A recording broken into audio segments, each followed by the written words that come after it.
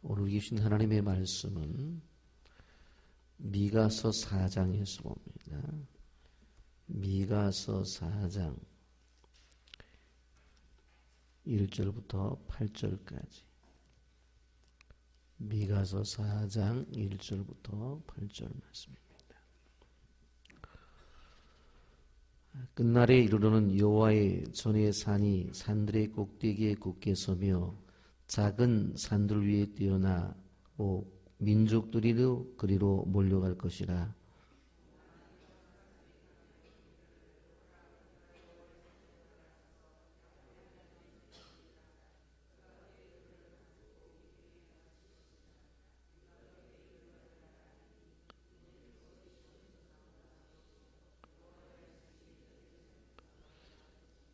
그가 많은 민족들 사이에 이를 심판하시며 먼 곳 강한 이방 사람을 판결하시리니 무리가 그 칼을 쳐서 보숨을 만들고 창을 쳐서 낫을 만들 것이며 이 나라와 저 나라가 다시는 칼을 들고 서로 치지 아니하며 다시는 전쟁을 연습하지 아니하고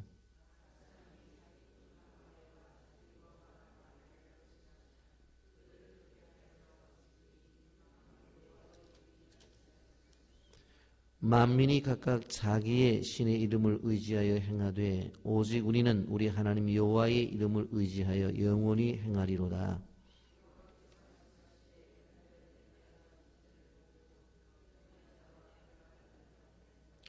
발을 저는 자는 남은 백성이 되게 하며 멀리 쫓겨났던 자들이 강한 나라가 되게 하고 나 여호와가 시온산에서 이제부터 영원까지 그들을 다스리라 하셨나니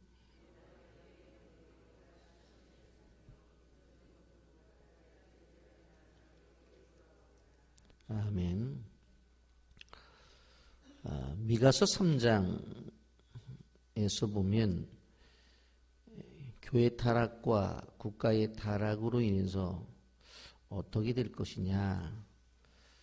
3장 12절에 보면 이러므로 너희로 말미암아 시온은 갈아엎은 밭이 되고 예루살렘은 무더기가 되고 성전에 사는 수풀의 높은 곳이 되리라. 이렇게 말씀을 했습니다. 갈아엎은 밭이 되고 그냥 돌무더기 같은 그런 무더기가 되어져 버리고 성전은 수풀이 무성한 곳이 되어져 버린다. 그런데 4장으로 넘어가면서 놀라운 하나의 광경을 보게 됩니다. 3장과 4장의 모습은 엄청난 차이가 보여지는 것을 보게 됩니다. 결국 예루살렘과 성전의 파괴라고 하는 것은 하나님의 구원 사역에 있어서 마지막을 이야기하는 것이 아니라 믿음의 눈으로 보게 되어지면 바로 그 심판의 진정성이라고 하는 것은 파기가 아니라 다시 회복해서 다시 세우기 위한 하나님의 목적이라고 하는 것을 볼 수가 있습니다. 여러분, 회복된 그 중심에 오늘 성전을 이야기하게 되는데 여러분 1절 말씀에 보면 이렇게 말씀합니다. 끝날에 이르러는 여호와의 전의 산이 산들의 꼭대기에 굳게 서며 작은 산들 위에 뛰어나고 민족들이 그리로 몰려갈 것이며 2절 곧 많은 이방 사람이 가며 이르기를 오라 우리가 여호와의 산에 올라가서 야곱의 하나님의 전에 이르자 그가 그의 도를 가지고 우리에게 가르칠 것이니라. 우리가 그의 길로 행하리라 하리니 이는 율법이 시온에서 나올 것이요 여호와의 말씀이 예루살렘에서부터 나올 것입니다. 여러분 여기에 보면 여호와의 산으로 올라가라고 말을 했죠. 이유가 뭐예요? 여호와의 산에 하나님의 말씀이 있기 때문에 그렇습니다. 그곳에 하나님의 치유의 방법이 나와요. 하나님의 치유의 방법은 뭐예요?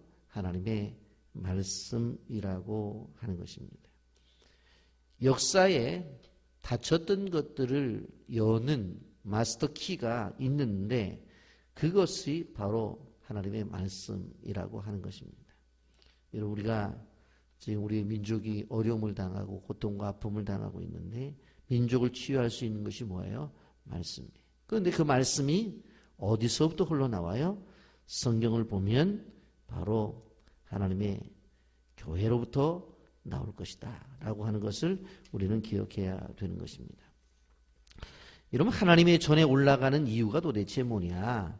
그 하나님의 전에서 진리의 말씀이 증거되기 때문에 그래요. 오늘 분명코 그렇기 때문에 여기에 보면 민족들이 그리로 몰려갈 것이라고 1절에 그렇게 말하죠. 끝날에 이르는 여호와의 전의 산이 산들의 꼭대기에 굳게 서며 작은 산들 위에 뛰어나 민족들이 그리로 몰려갈 것이며 그렇게 말씀합니다. 여러분, 우리가 아무리 힘들어도 그 문제를 해결하기 위해서 여호와의 산, 바로 하나님의 전, 하나님의 교회에 올라가야 된다고 하는 것입니다. 왜냐하면 그곳에 가면 하나님께서 말씀을 우리에게 주셔서 그 고통과 어려움을 이겨내게 하시고 또 그 말씀을 통해서 바로 우리가 당하는 어려움을 바로 해결할 수 있기 때문에 그렇습니다. 여러분, 그런데 왜 그렇다고 하면 이런 진리의 말씀이 있음에도 불구하고 오늘날 교회에 나왔는데도 왜 그러한 문제가 해결되지 않느냐라고 하는 것입니다. 그것은 끊임없이 교회가 말씀이 전해져야 됨에도 불구하고 교회가 가장 중요한 이 말씀이 증거되지 않기 때문에 그렇습니다. 여러분, 그럴 수 있을까? 여러분, 그럴 수 있다라고 하는 것입니다. 그래서 교회는 끊임없는 예배를 통해서 하나님께서 주시는 그 말씀이 증거되어져야 되고 또 성경 공부라든가 제자 훈련을 통해서 끊임없이 하나님의 말씀이 전파되어져야 돼요. 그 사명을 감당하지 못하면 그는 교회로서의 생명력을 잃어버려요. 물론 여러분들 교회 안에서 교제도 이야기하고 또 나눔도 이야기하고 섬김도 이야기하지만 그러나 그것은 말씀을 받은 자들이 행하는 것이지 그게 우선 될 수 없는 거예요. 죄송한 얘기입니다만은 섬김과 나눔은 다른 이방 종교에서도 할 수 있는 거예요. 그들은 예수를 안 믿는 사람들도 하나님이 우리에게 주신 그 선한 양심을 가지고 베풀고 나누기도 해요. 그런데 오직 교회만이 하는 것이 뭐냐면 하나님의 진리의 말씀을 증거하는 것, 이것은 어떤 공동체도 못하는 거예요. 어떤 공동체도 할 수 없는 게 뭐예요? 하나님의 진리의 말씀이 증거되어져야 되는 거예요. 그러니까 제일 중요한 것이 교회가 뭐냐면 하나님의 말씀을 중심으로 그 말씀을 가르치고 그 말씀을 전파하는 일이에요. 그런데 그러한 일들이 이 시대에 교회가 이 사역을 등한히 한다는 거예요. 결국은 그건 하나님의 교회가 자연스럽게 무너지는 거예요. 또 하나는 이렇게 증거함에도 불구하고 문제는 듣고 배우는 일에 열정이 없다는 거예요. 하나님의 말씀을 들을 때에 잘 들으려고 하는 노력, 또 말씀이 증거되면 뭐 줄을 치고 메모라도 해서 끊임없이 묵상을 하고 끊임없이 말씀 중심으로 살겠다고 하는 그러한 성도들이 만세한다는 거예요. 여러분, 교회 왜 오늘 하나님 앞에 예배 드리기 위해서 말씀을 듣기 위해서 가서 집사님 좀 만나려고 그러면 안 되는 거예요. 목적 자체가 뭐냐는 거예요. 그러니까 교회는 교회들의 사명을 감당해야 되고 또 성도는 성도들의 하나님께서 주시는 말씀에 대해 집중하려고 하는 노력과 의지가 없으면 그 속에서 하나님이 우리에게 주신 은혜를 받을 수 없다는 거예요. 늘 우리가 예배 시간에 조금 일찍 나와서 어떻게 해야 돼요? 주보를 보고서 본문을 찾고 한번 읽고 그리고 바로 말씀을 들어야 돼요. 가끔 저는 듣습니다만은 목사님은 그냥 성질이 급해가지고 성경 찾기도 전에 그냥 읽어본다고. 그러면 찬송가 다 찾을 때까지 기다리고 성경 찾을 때까지 다 기다리다 보면은 예배 시간이 2배로 늘어나요. 미리미리 찾고 미리미리 한번 읽어서 해야 되지. 그거 다 언제 보면은 제가 볼 때는 설교 중간 갈 때까지도 우리 노인 권사님들 침 발라가면서 성경 넘기고 있는데 그때까지 기다리라고요. 그게 아니라 미리미리 모든 것들이 말씀을 듣기 위한 마음의 준비가 되어져야 되는데 허겁지겁 늦게 들어와가지고 뭐 본문이 어디냐고 옆 사람 보고 뒷 사람 보고 앞 사람 보고 또 안 할 수 없으니까 찾아주고 이래다 보면 안 돼요. 그러니까 하나님이 우리에게 주시는 말씀에 대한 듣기 위한 분명한 우리의 준비도 필요하다라고 하는 것입니다. 여러분 지금부터 미가 선지자가 말씀을 전할 때는 2700년 전입니다. 그러나 2700년 전에 분명히 뭐라고 말을 했어요? 이렇게 귀한 진리를 이야기했어요. 그런데 우리는 지금 어떤 시대에 살고 있어요? 예수님께서 말씀이 육신이 되셔서 우리 가운데 거하신 그 주님을 믿는 믿음을 갖고 있단 말이에요. 그러니 미가 선지자가 예언했을 그때보다도 더 강력한 말씀의 역사되는 시대에 살고 있단 말이에요. 왜? 그분이 말씀이 육신이 되셔서 우리 가운데 거하신 그것이 벌써 2000년이 지났잖아요. 그러한 주님의 말씀이 육신이 되셔서 이 가운데 거하셨던 이후의 시대를 살아가는 사람들은 훨씬 더 말씀의 능력을 경험하며 사는 사람들이다. 근데 그것 자체가 오늘날 말씀은 말씀이고 내 믿음은 내 믿음이고 이렇게 되어지니까 거기에 역사가 나타나지 않는다라고 하는 것입니다. 여기 보세요. 끝날에 이르는 여호와의 전의 산이 산들의 꼭대기에 굳게 선다고 그래요. 꼭대기에 높이 보여진다고 그랬어요. 작은 산들에 뛰어나게 보여진다고 그랬어요. 그리고 민족들이 그리로 몰려갈 것이요. 왜 몰려가요? 말씀이 있기 때문에. 여러분 우리는 꼭 기억하셔야 돼요. 말씀이 있는 교회가 하나님의 백성들이 몰려든다라고 하는 것을 성경이 분명히 얘기하고 있다고 하는 것을 우리는 기억해야 되는 것입니다. 여러분 이러한 상황 속에서 하나님이 주시는 복이 있습니다. 3절이 있습니다. 여기에 보면 그가 많은 민족들 사이에 이를 심판하시며 먼 곳 강한 이방 사람들을 판결하시리니 무리가 그 칼을 쳐서 보습을 만들고 창을 쳐서 낫을 만들 것이며 이 나라와 저 나라가 다시는 칼을 들고 서로 치지 아니하며 다시는 전쟁을 연습하지 아니하고 그랬습니다. 여러분 사단이 통치하는 나라와 하나님이 통치하는 나라는 극명하게 다르게 나타나는데 그것이 무엇인가 하면 사단이 통치하는 나라는 어떤 나라냐? 집에서 사용하는 칼을 가져다가 창을 만들고 칼을 만드는. 그런데 하나님이 지배하는 나라는 오늘 성경에서 말하는 것이 뭐예요? 칼을 쳐서 보습을 만들고 창을 쳐서 낫을 만들어. 이제는 전쟁이 필요가 없는 거예요. 그래서 어떻게 돼요? 칼을 만들어서 삽자루를 만들고 창을 쳐가지고 낫을 만들어요. 서로 간에 이제는 전쟁을 할 필요가 없어요. 전쟁을 위해서 뭐 한미연합훈련 뭐 이런 거 하잖아요. 그런 거 할 필요가 없어요. 왜? 그런데 이렇게 하나님의 나라로 만들어가는 가장 중심 속에서는 뭐예요? 하나님의 말씀이라는 거예요. 그리고 그 말씀의 실천을 통해서 다 이루어지는 거예요. 하나님 뭐라고 말씀하셨어요? 내 이웃을 내 몸과 같이 사랑하라 했는데 왜 전쟁이 필요해요? 왜 전쟁이 필요하냐고. 전쟁이 필요 없는 거예요. 그러니까 하나님의 말씀을 받고 나서 그 말씀대로 실천하는 그 중심 속에는 뭐가 와요? 주님이 주시는 평화가 온다라고 하는 것입니다. 그런데 세상 나라는 그렇지 않아요. 평화가 깨어져요. 세상 나라는 그렇지 않아요. 지금까지 잘 사용하던 그러한 것들을 가져다가 오히려 전쟁의 무기를 만든단 말이에요. 여러분 예전에 우리 선조들이 다 경험했잖아요. 일제시대에 집에서 쓰던 녹구로 다 가져다가 무기 만들었잖아요. 집에서 쓰던 쇠붙이라는 걸 다 뺏어다가 뭐 만들었어요? 다 무기 만들었잖아요. 그 왜 전쟁. 여러분 우리는 기억해야 되는 것입니다.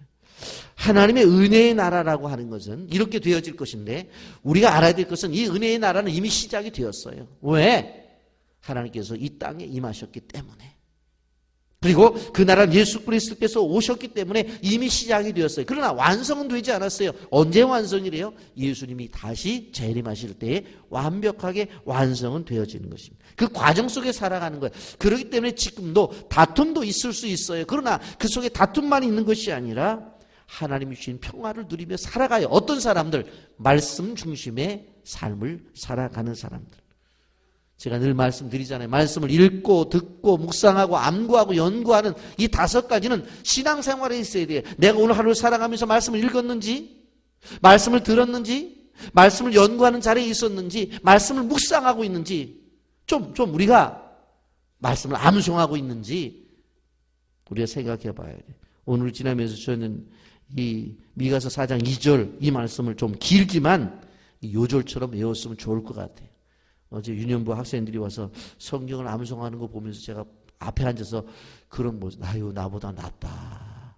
나 저 기절 다 못 외우는데. 근데 아이들은 외우더라고. 예? 끊임없이 어렸을 때부터 말씀의 암송이 있어져야 되는 거예요. 말씀의 암송. 여러분, 사람들로 하여금 칼을 쳐서 농기구를 만들고 장을 쳐서 낫을 만들게 함으로 말미암아 서로는 이제 전쟁할 거리가 없어. 이제 뭐 싸울래야 싸울 마음도 없고 이제는 싸울 도구도 없는 거예요. 여러분, 그래서 이제는 자기들의 포도나무와 무화과나무 아래서 농사를 지은 그 아래서 어떻게 해요? 편안하게 주신 하나님의 은혜 갖고 살아요. 4절에 각 사람이 자기 포도나무 아래와 자기 무화과나무 아래에 앉을 것이라 그들을 두렵게 할 자가 없으니 이는 만군의 여호와 입에 이같이 말씀하셨습니다. 이제는 그냥 주어진 환경 속에서 하나님이 주신 은혜 먹고 마시면서 평안하게 생활한다라고 하는 것입니다. 여러분, 우리는 꼭 기억해야 돼요. 왜 이 땅에 전쟁이 그치지 않고 계속 일어나는 것입니까? 하나님께서 주신 말씀대로 살지 않기 때문에 그렇습니다. 말씀을 내게 채워야 되는데 육심을 채워요. 그러니까 안 되는 거예요. 하나님의 말씀대로 살아가지 아니하고 내 생각대로 살아가. 그러니까 전쟁이 있는 거예요. 뭐 전쟁이 나가서 칼과 창을 들고 뭐 전쟁한다고 그래 꼭 전쟁이 아니에요. 내 마음속에서부터 부딪히는 전쟁이 있다는 거예요. 그냥 다 포기하고 내 생각 버리고 내 경험 버리고 다 버려요. 그리고 하나님의 말씀 그 안에 있으면 되는 거예요.